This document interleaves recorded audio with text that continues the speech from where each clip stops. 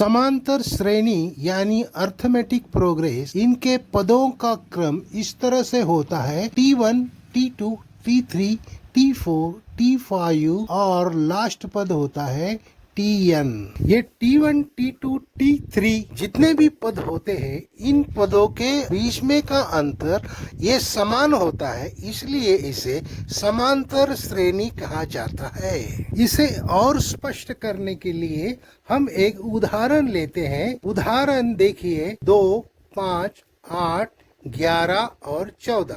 ये एक समांतर श्रेणी का गणित है। इस श्रेणी के पहले पद को T1 यानी A कहते हैं। यहाँ A is equal to T1 is equal to 2 इस तरह से आएगा। इस श्रेणी का पहला पद 2 है। अब इस श्रेणी का कॉमन डिफरेंस यानी सार्व अंतर निकालेंगे। D is equal to T2 minus T1 is equal to common difference. इस श्रेणी का आखिरी पद 14 है। कुल पदों की संख्या को n से दर्शाते हैं। आप देख सकते हो इस श्रेणी में 5 पद है, इसलिए n इज इक्वल टू 5। ये अंकगणित श्रेणी का सूत्र है। इस सूत्र में आप इन कीमतों को डालकर इसे सॉल्व कर सकते हो। इस सूत्र से समांतर श्रेणी का गणित आसानी से कैसे सॉल्व कर सकते हैं वो देखते हैं।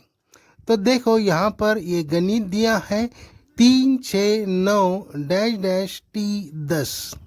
T10 का मतलब होता है इस अंकगणितीय श्रेणी का 10वां पद। तो हमें इस अंकगणितीय श्रेणी का 10वां पद निकालो, ये पूछा गया है। यहाँ T10 आखिरी पद है और Tn को हम आखिरी पद कहते हैं, इसलिए Tn is equal to T10 आएगा। समांतर श्रेणी का पहला पद 3 है, इसलिए A इज इक्वल टू 3 आएगा। इस समांतर श्रेणी में पदों की संख्या 10 है, इसलिए n इज इक्वल टू 10 आएगा। यहाँ पदों में सार्व अंतर यानी कॉमन डिफरेंस 3 है, इसलिए d इज इक्वल टू 3 आएगा। अब इन कीमतों को सूत्रों में रखेंगे। Tn की जगह T10, A की जगह 3, n की जगह 10 और d की जगह 3। इस तरह से सूत्र के कोई भी चिन्ह में बदलाव किए बिना हमने कीमतों को सूत्र में रख दिया है। अब पूरा गणित उसी तरह से आएगा, सिर्फ ब्रैकेट में 10 माइनस 1 का 9 होकर आएगा। T10 is equal to 3 plus उसी तरह आएगा और 9 और 3 का गुना होगा 9 त्रिकम 27। 3 और 27 का जोड़ होगा 30 और आएगा T10 इज इक्वल टू 30। इस तरह से हमने इस अंकगणित श्रेणी का 10वां पद निकाल लिया है। आप अगर इस अंकगणित श्रेणी को ठीक से देखोगे तो ये 3 का पहाड़ा है और 3 दाहिम 30। इस तरह से भी आप इसे समझ सकते हो। अब लेते हैं समांतर श्रेणी का अगला गणित। यह है 3, 7, 11 डैश डैश डैश 59। इस अंकगणित श्रेणी में आखिरी पद दिया है 59। तो इस समांतर श्रेणी में कितने पद है? मतलब यहाँ नंबर ऑफ टर्म्स को पूछा गया है, इसका मतलब n की वैल्यू हमें यहाँ निकालनी पड़ेगी। यह है समांतर श्रेणी का सूत्र। इस सूत्र में जितने भी अक्षर दिए हैं उनके हिसाब से हमें समांतर श्रेणी में से कीमतें लेनी होगी। सूत्र में का पहला पद है Tn यानी आखिरी पद।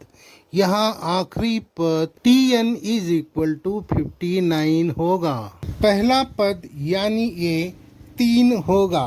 सार्व अंतर यानी d निकालने के लिए हमें दूसरे पद में से पहला पद यानी 7 में से 3 को घटाना पड़ेगा और वो घटाने पर d इज इक्वल टू 4 आ जाएगा। अब इन कीमतों को सूत्र में डाल लेते हैं। tn की जगह 59 इज इक्वल टू a की कीमत 3 और n की कीमत हमें निकालनी है और d की जगह हम 4 लिखेंगे। अब होगा पक्षांतर। पक्षांतर करते वक्त जो प्लस माइनस में संख्याएं होती है उनका पहले पक्षांतर होता है, फिर गुणीले भागीले का और फिर कंस का। इस तरह से हम 3 का पक्षांतर करेंगे। 3 बराबर चिन्ह के इधर आने से -3 हो जाएंगे। 59 में से 3 माइनस हो गए तो आ गए 56। 4 यहाँ गुना के संबंध में है तो 4 बराबर चिन्ह के इधर आने से 56 भागा 4 हो जाएंगे। 56 को 4 से डिवाइड करने से भागा 14 आ जाएगा। अब n-1 का ब्रैकेट हट जाएगा और -1 बराबर चिन्ह के इधर आने से 14 + 1 हो जाएंगे। अब इनका जोड़ होगा 15, यानी 15 इज इक्वल टू n, यानी n इज इक्वल टू 15। तो अब बताओ इस समांतर श्रेणी में कितने पद है? पद है 15। हमारा उत्तर आ जाता है 15। मुझे उम्मीद है आपको ये आज का टॉपिक समझ में आया है। मैंने अच्छी तरह से समझाया है और आप समझ भी गए हैं। अगर समझ गए हो चैनल को लाइक करो, शेयर करो, सब्सक्राइब करो। Thank you very much.